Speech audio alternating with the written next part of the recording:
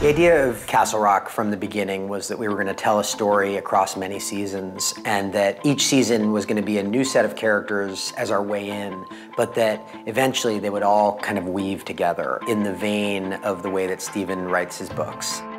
In season 2, we were really excited about the idea of telling an origin story for one of Stephen King's most iconic villains, Annie Wilkes.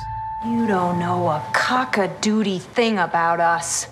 Stephen King's book and the film based on the book, that is one story. Our story is very much its own thing.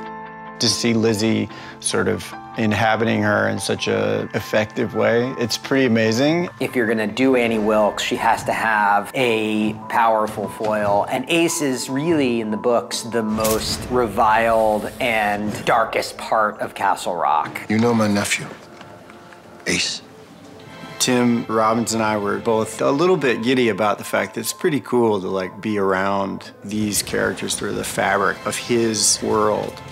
I just love him as a writer and have loved him as long as I've read books. I think he's one of the greatest modern writers, and it was really fun to bring out all the just really Stephen King-y parts of the season, and it's very different from anything else I've ever done. Did you do something, Mom? I love being in the different world that I'm usually in as an actor. You have to go into a dark place, but as I've gotten older, I've learned how to go to a dark place very briefly rather than let it consume me. Tell me where you put the fucking body. Working with Tim is amazing, and it's always a really beautiful and wonderful thing to work with actors that are generous and intelligent and know their craft. It's very satisfying. The fact that they got Sissy Spacek in the first season, such an iconic Stephen King presence, and then to get Tim Robbins, I don't know who they get for the third season, because they blew their load early.